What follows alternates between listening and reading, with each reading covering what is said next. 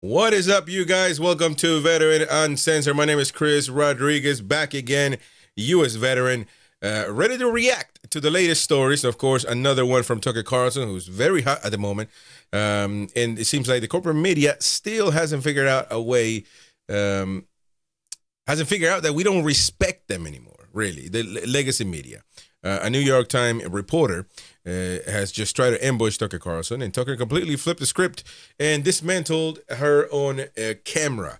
As a veteran, there's nothing more infuriating than, watching elite journalists who have never worked a blue-collar job in their lives try to lecture the American public on what to think and how to think. And so these are the best moments of this interview. Don't forget, don't waste any time, smash the like button. Let's get right to it.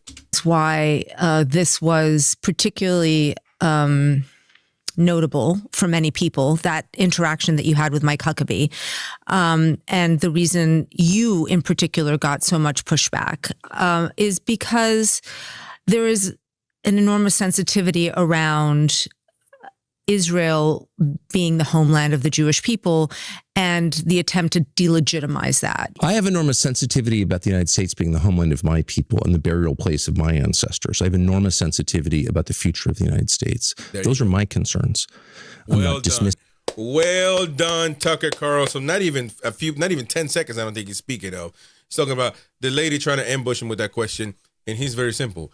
And as all of us do, I signed up in the military to defend the United States of America. And in that sense, it benefits a lot of other countries. However, the main priority is the United States of America. Missing the concerns of any other group, including Israelis or Iranians or Venezuelans or anybody else. Everybody has his or her own set of concerns. But my concerns revolve around my country. And so I'm not going to subordinate my concerns and the concerns of my children to other people's hysteria, no matter what country it is. Why do you think you get tagged so often with anti-Semitism? Because I think there are two reasons. One is I'm not an anti-Semite, and I think that's obvious. And I've expressed this many times, and I'll do so again, I have temperamental and religious objections to anti-Semitism or any hate or discrimination based on bloodline that is against Christian theology. It's against my personal ethics, and I oppose it no matter who is suffering from it, whether it's whites or blacks or Jews. Nobody can be punished for his bloodline, period. I don't believe in collective punishment, unlike the Israeli government. So that's number one. I am opposed to anti-Semitism, and that's a threat because I'm not approaching this as someone who wants to hurt Jews. I just don't want the United States to be implicated in the crimes of other nations, and I'm not intimidated. And number two, that is a much easier conversation than answering very simple questions like, where does the right to exist come from that Israel has, that I've been told for many years has a unique right globally to exist? Where does that right emanate from? Who granted that right and on what grounds? And they can't answer the questions, and they don't want to have the conversation. So just to be totally clear, asking questions is not hate. Telling the truth is not hate. And they don't want to answer the questions, and they don't want to tell the truth. And by the way, it's not just Jews. I think I've been attacked more viciously by Christian Zionists than I have by Jews, just in point of fact. It's a kind of nice universalism to it. But I'm not intimidated. I don't know why I would be. In fact, I think it's my obligation not to be intimidated. Can asking questions, though, stir up hate? I mean, language is powerful. Are you serious? Is this a journalist, a professional journalist asking that question? That asking questions can be somehow offensive to anybody. If you're a journalist, isn't that what you sign up to do? To ask the tough questions, regardless of political party or who you're asking it to? What? Well, sure. I mean, you could pose attacks in the form of questions. I've certainly done that a lot, for sure. But the questions themselves hang in the air, and a legitimate question deserves an answer. The reason I want to press on this a little bit more is that you know that there is an entire anti-Semitic worldview that has been based on the protocols of the elders of Zion, that there is like this cabal of powerful Jews that controls the world. And, that book was written in the early 20th century, but it, helped the Nazis, and it really has informed a lot of the views of many people today that there is, this very powerful sect of Jewish people who want global war and global conflict.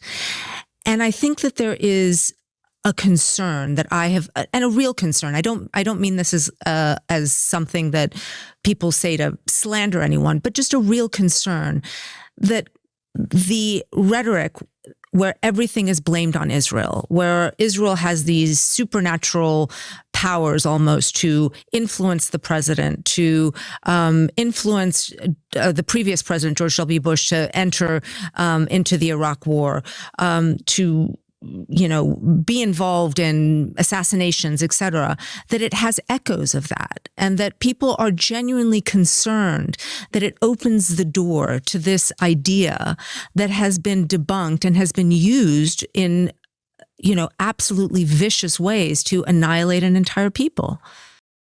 First and foremost, so that means that nobody can do right or wrong anymore. Israel were victims of a huge human horror, war, whatever in the Holocaust. It was bad. It was extremely horrific. Does that mean now that Jewish people can never do anything wrong? Does it mean that Iranians, everything they do is wrong? Does it mean that the Germans can never do anything right anymore because they were governed, and some of them follow suit with terrible, terrible regime, so to speak, with Adolf Hitler? Is that what that means? You can't question anybody no more? Why? Why does questioning a country mean that you hate them and that you're racist towards them? It makes no sense. Let's hear Tucker. I'm not quite sure what that means. Let me tell you my concerns. My main concern is the destruction of the United States.